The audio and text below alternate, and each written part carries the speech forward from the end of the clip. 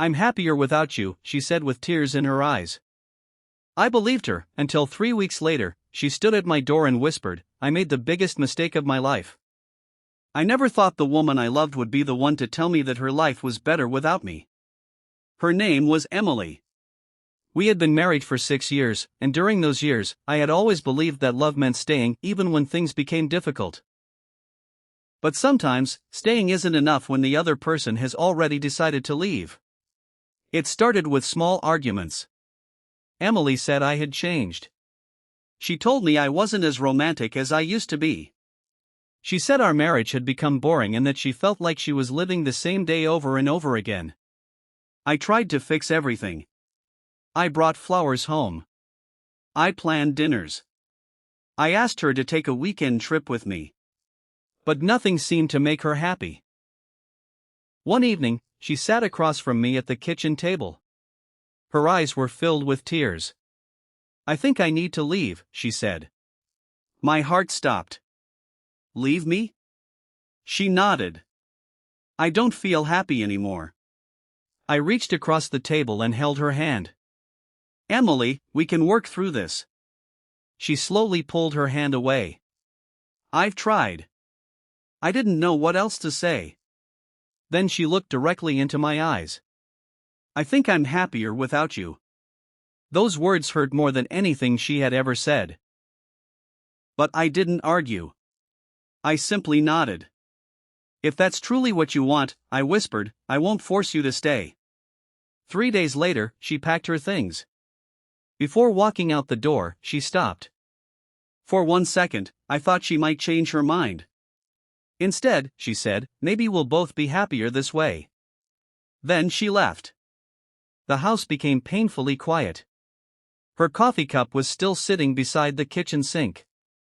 Her favorite blanket was still on the couch. Her perfume still lingered in our bedroom.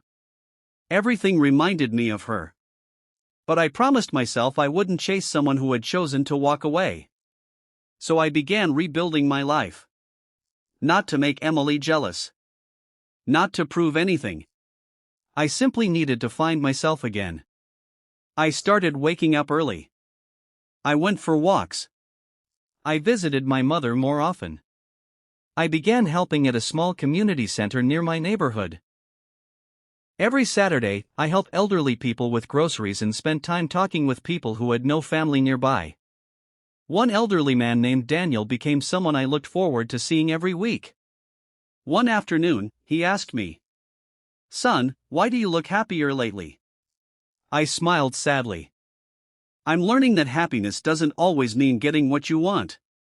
Daniel laughed softly. "That's something most people don't understand until they're old." 3 weeks passed.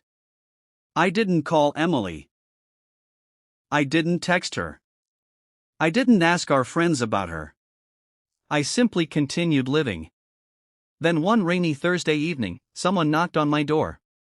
I wasn't expecting anyone. When I opened it, I froze.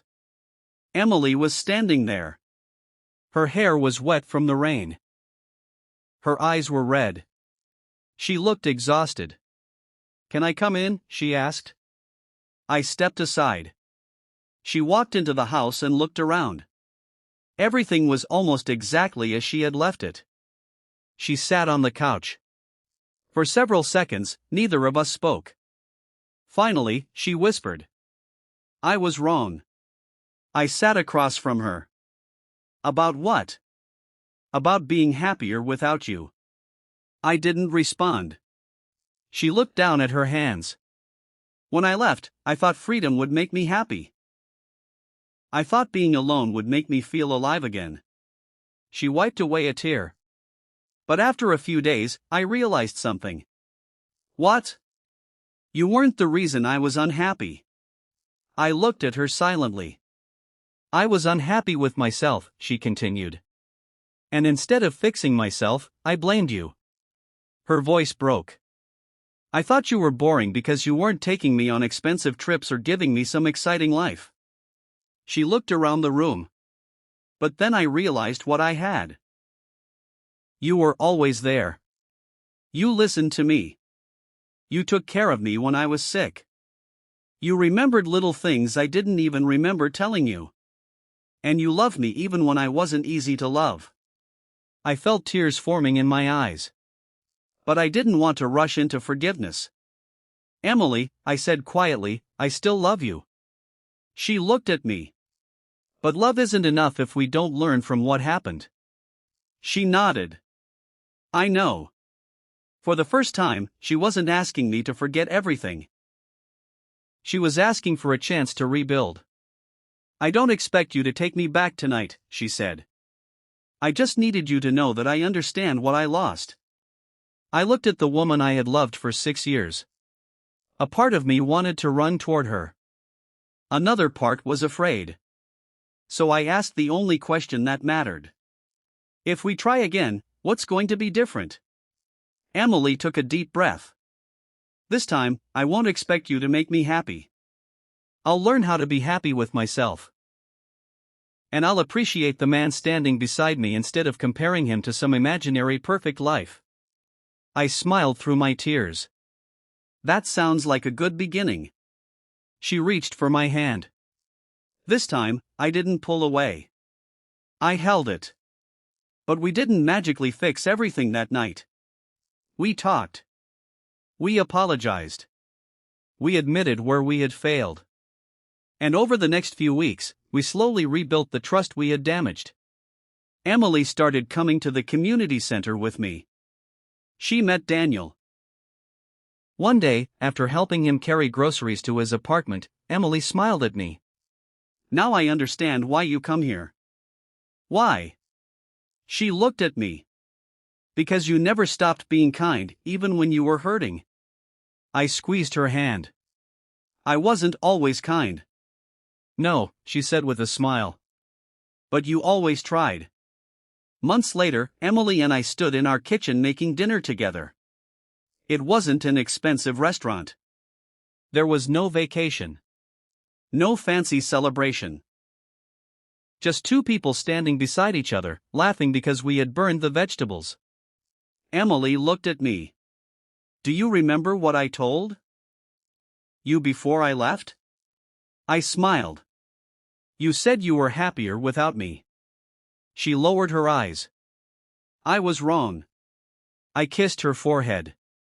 Sometimes people don't understand what they have until they lose it. She hugged me tightly. And sometimes, she whispered, they get lucky enough to find their way back. I held her close. But I knew something now. Love isn't about never hurting each other. It's about learning, growing, forgiving, and choosing each other again.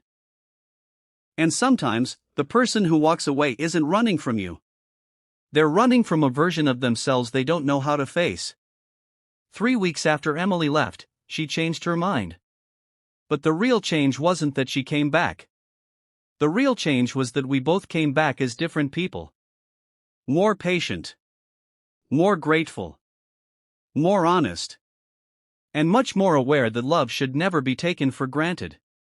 If you have someone you love, don't wait until they're gone to appreciate them. Sometimes the smallest kindness, a cup of coffee, a listening ear, a gentle word, can mean more than the grandest gesture. Because real love isn't always loud. Sometimes real love is simply choosing to stay kind when your heart is breaking. She thought leaving him would make her happier, but 3 weeks alone taught her that she hadn't lost a boring husband, she had almost lost the man who loved her most. If this story touched your heart, please like, share, and subscribe for more emotional real-life love stories.